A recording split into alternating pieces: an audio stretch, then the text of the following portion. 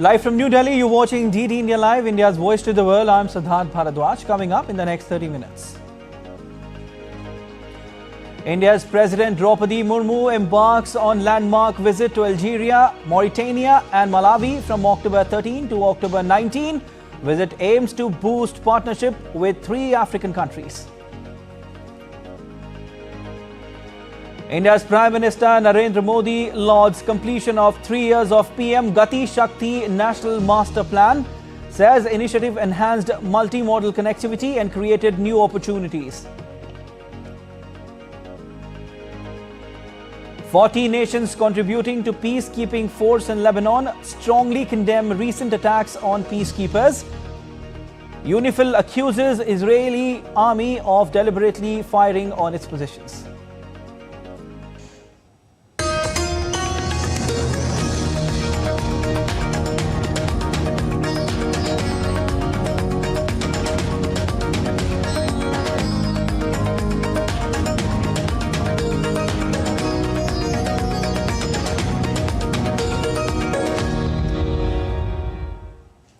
India's President Draupadi Murmu embarks on a state visit to 3 African countries, namely Algeria, Mauritania and Malawi from October 13 to October 19. The visit comes a year after the African Union was made a permanent member of the G20 during India's presidency.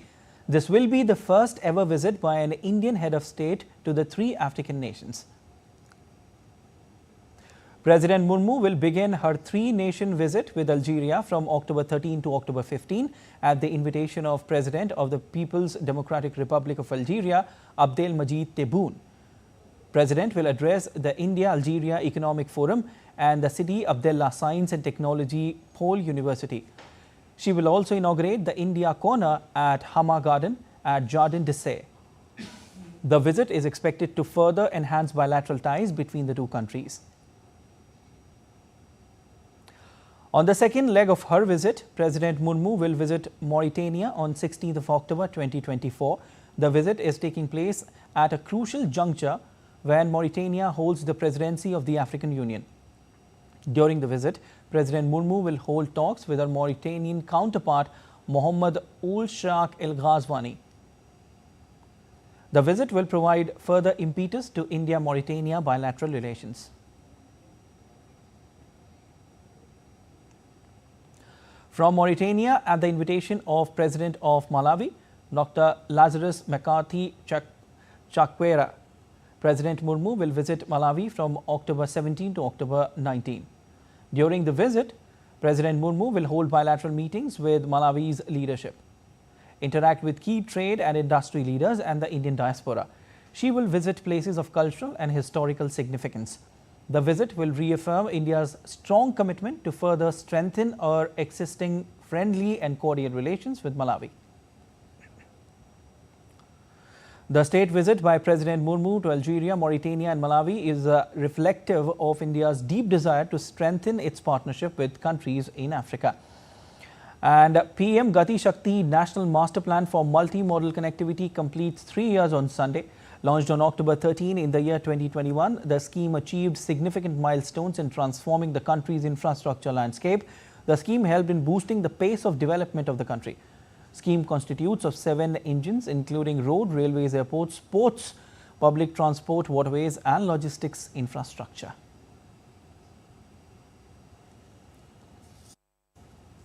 PM Shakti has integrated 44 central ministries and 36 states and union territories with more than 1600 data layers, making it a crucial tool for planning and executing infrastructure projects.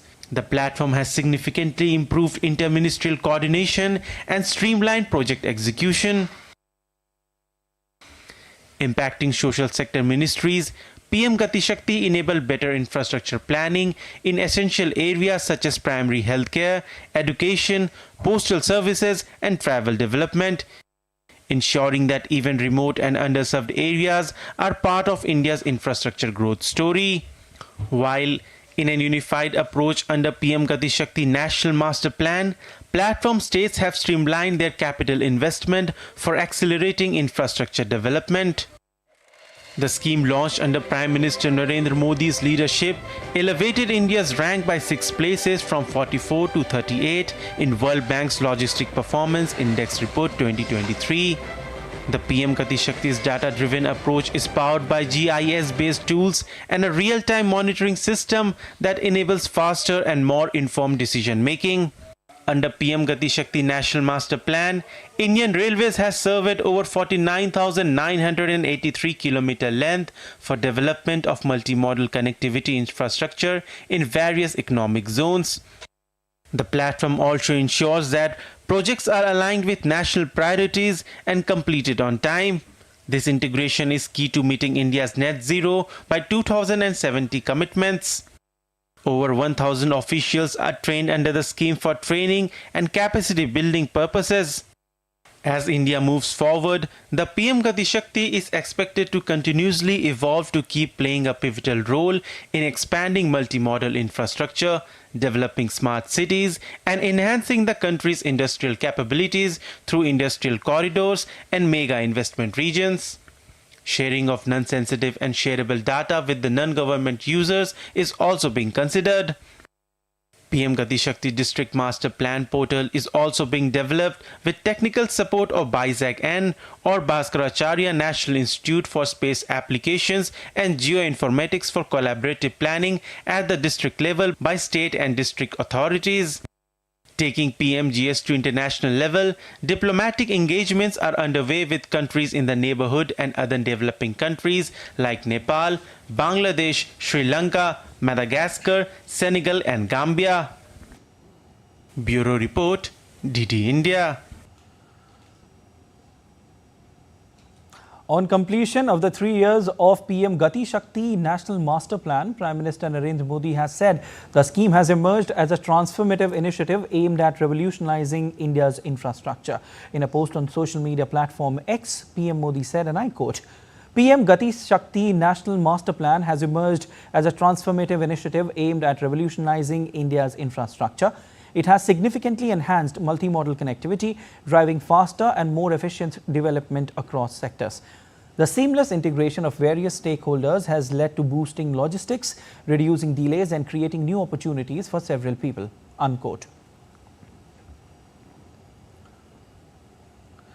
Section 144 has been imposed in Karachi from October 13 to 17 to ensure public safety ahead of the SCO summit.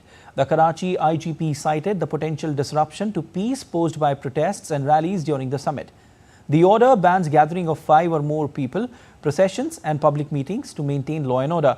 In addition, Section 144 has been enforced in 5 districts of Punjab until October 15 to prevent political gatherings and rallies, including those by the Pakistan Tehreek-e-Insaf Party. The government imposed these restrictions due to security concerns as large gatherings may become targets for miscreants. The measures aim to protect public safety while international leaders attend the SCO summit. The 23rd Council of the Heads of Government, member states of the SCO will take place in Islamabad, Pakistan from October 15 to 16. Moving to the next big story of the day, 40 nations that contribute to the UN peacekeeping force in Lebanon on Saturday said that they strongly condemn recent attacks on the peacekeepers. The Polish UN mission in a social media post said that such actions must stop immediately and should be adequately investigated. The joint statement was signed by nations including leading contributors India, Indonesia and Italy. Signatories also include Ghana, Nepal, Malaysia, Spain, France and China, all countries that have contributed several hundred troops to the force. At least 5 peacekeepers have been wounded in recent days as Israel takes its fight against Hezbollah into southern Lebanon. The peacekeeping mission, UNIFIL, has accused the Israeli military of deliberately firing on its positions. According to the statement, the 40 contributing countries reaffirmed their full support for UNIFIL's mission and activities, whose principal aim is to bring stabilization and lasting peace in South Lebanon as well as in the Middle East. The countries urged the parties of the conflict to respect UNIFIL's presence, which entails the obligation to guarantee the safety and security of its personnel at all times.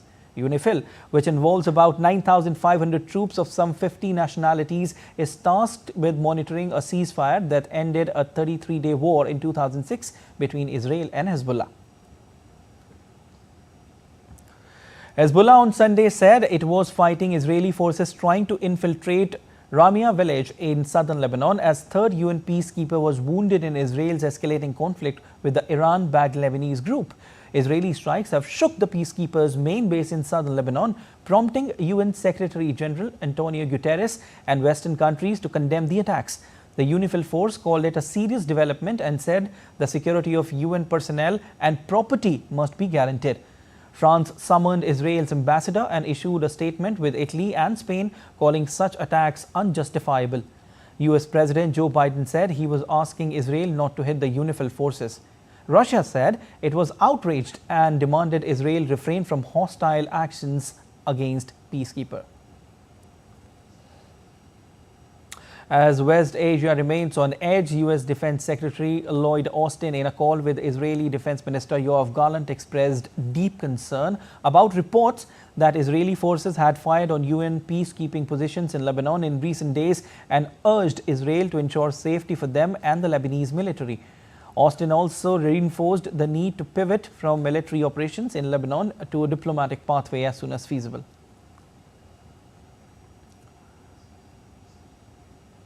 Meanwhile, Israel ordered more evacuations and targeted a new location in northern Lebanon on Saturday. The Israeli military said Hezbollah had fired nearly 320 projectiles from Lebanon into Israel on Saturday.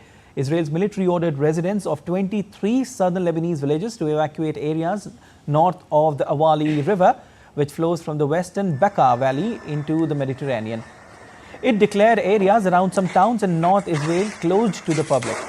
The Israeli military said evacuations were necessary for the safety of residents due to increased Hezbollah activities, claiming the group is using sites to conceal weapons and launch attacks on Israel, while Hezbollah denied concealing weapons among civilians. Hundreds of Palestinians residing in northern Gaza were seen fleeing the north on Saturday.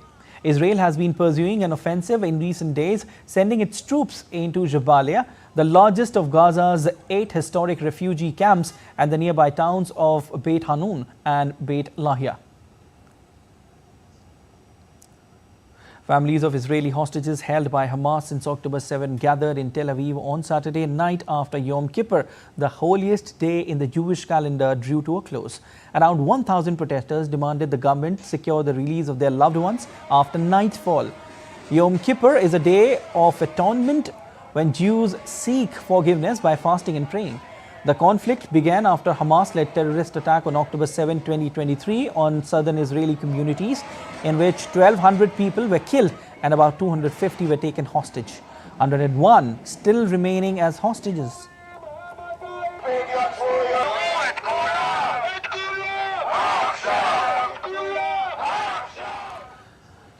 Every day, we are standing here every day and we don't miss a single day, even if it's Yom Kippur. The hostages are still there, there's no break for them. It's not like it's holiday, so the conditions are different. Their situation is the same every day, and for us, the situation is the same. Every day we will fight until we get everyone back.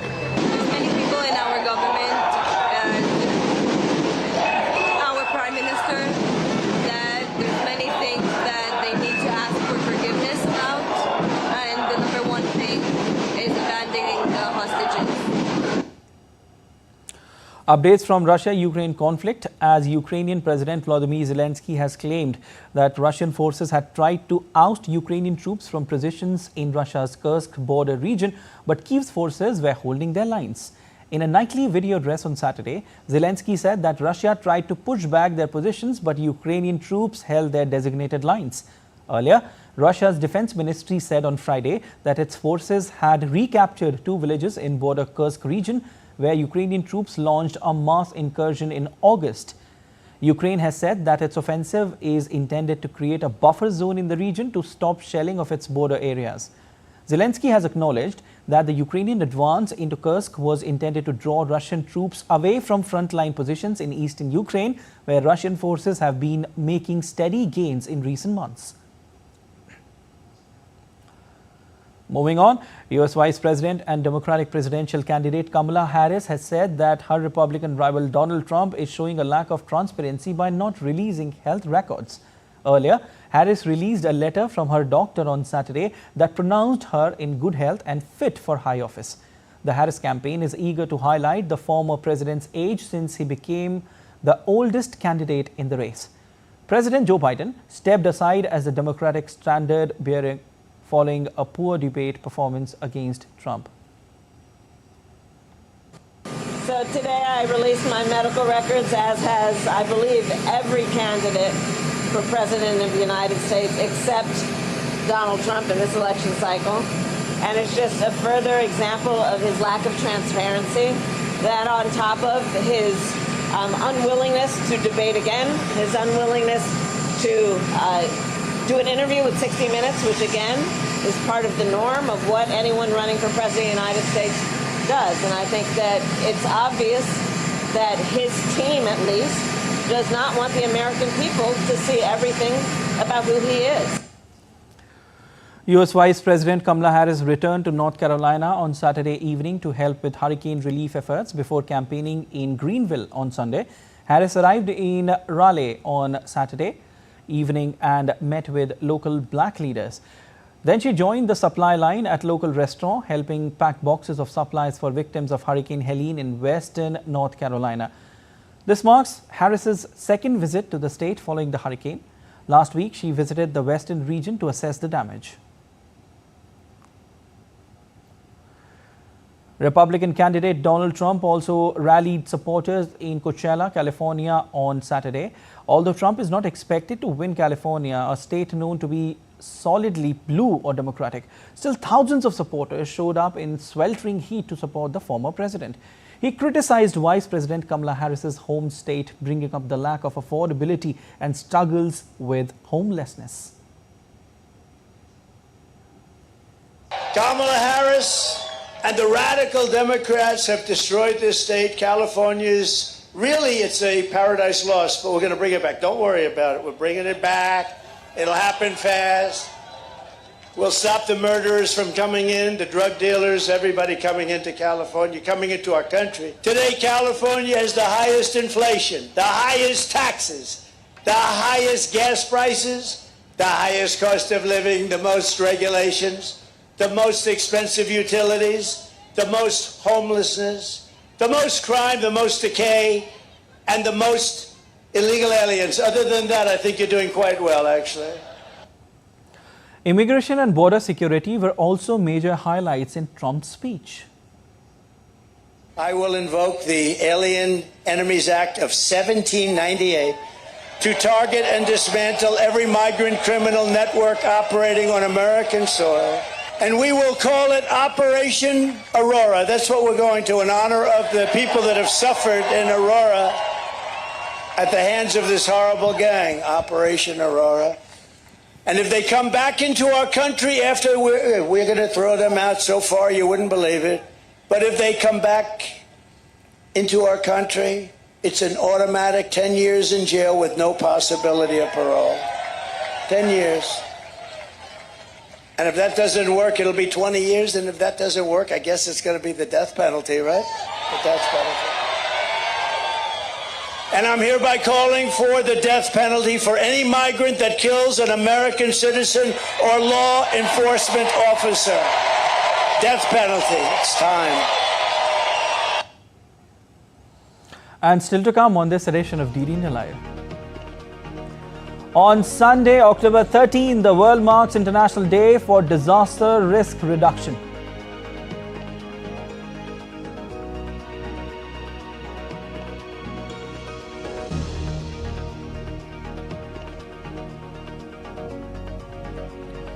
Australia women will take on India women in the ICC Women's T20 World Cup at the Sharjah Cricket Stadium today.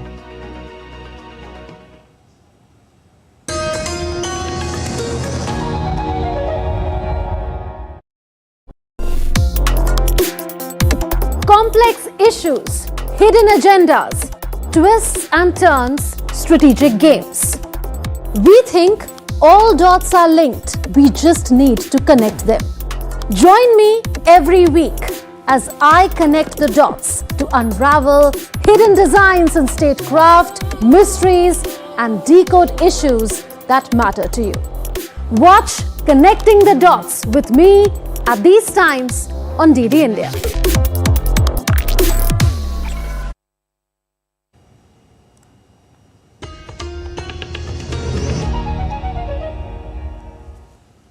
You're watching DD India Live. I'm Siddharth Bharadwaj. On Sunday, October 13, the world marks International Day for Disaster Risk Reduction. This year's theme focuses on empowering the next generation for a resilient future.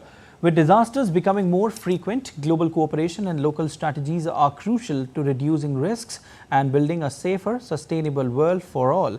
DD India correspondent Tapas Bhattacharya with more details. A rapidly warming planet poses an urgent threat to life on Earth. On October 13th, the world observes International Day for Disaster Risk Reduction, a reminder for nations to assess their vulnerabilities and build resilient strategies. This year, the focus is on empowering the next generation to ensure a safer, more resilient future. Disasters often transcend borders, demanding a global response. The Sendai Framework, adopted by the UN, provides a more comprehensive roadmap for reducing disaster risk. Man-made and natural hazards. In recent years, India has faced several natural calamities, from the Gujarat cyclone to the Kerala floods. But through advancement in science and technology, the country has significantly minimized their impact. Disaster-resilient infrastructure saves lives and livelihoods and ensures continuity of critical infrastructure services like power, transport, health, and communications.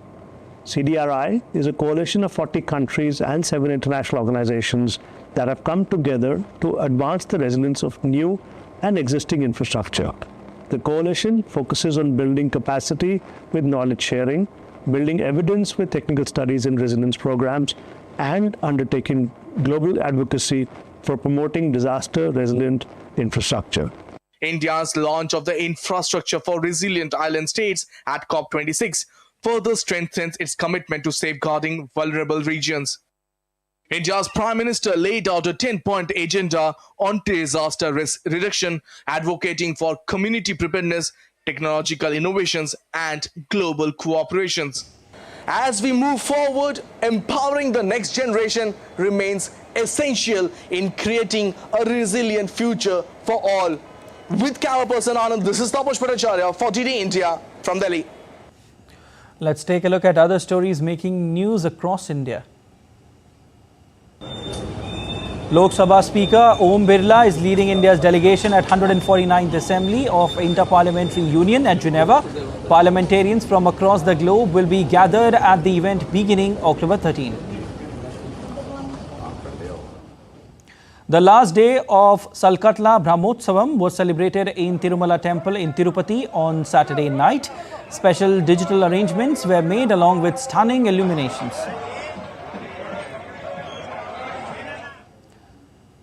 Military Police Corps of Indian Army conducted a laser show on the occasion of Vijay Dashmi in Mysuru's Bani Mantap on October 12.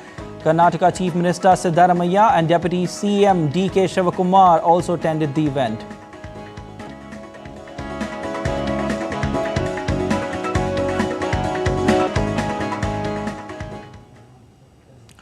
Amid the restoration work at Poneri Kavarai Pettai block in Tamil Nadu, trains resumed their route to the tracks. The block was suspended to use after 12-13 coaches of Mysuru Darbhanga Express derailed, colliding with a goods train on October 11. In sports, Australia women will take on India women in the ICC Women's T20 World Cup at the Sharjah Cricket Stadium today. India needs to register not only a win but also has to keep their NRR, which is net run rate, in check, as New Zealand is the third team that is searching for a semi-final berth in the tournament. A blockbuster game is in store for all of us. An explosive batting display helped India thrash a hapless Bangladesh for a comfortable win in the third and final T20I to clean sweep the series 3-0 on Saturday. Batting first, a thrilling ride took India to a monstrous 297 for 6. This was the second highest innings total in T20Is, behind Nepal 314 for 3 against Mongolia last year. Sanju Samson hit his maiden T20I century, scoring 111 runs from 47 deliveries, while skipper Surya Kumar Yadav scored 75 of 35. A heavily bruised Bangladesh stood no chance in the chase, going down by 133 runs. Earlier, India defeated the visitors 2-0 in the Test series. The bittersweet mix of emotions is a hallmark of Durga Puja, where the joy of celebration is closely followed by the sorrow of parting with Goddess Durga. Northeast Indian state of Assam and many other parts of the country bid an emotional farewell to Goddess Durga on Sunday as devotees gathered for the final immersion ceremonies. Women took part in the traditional Sindoor Khela ceremony, where they smeared each other with vermilion.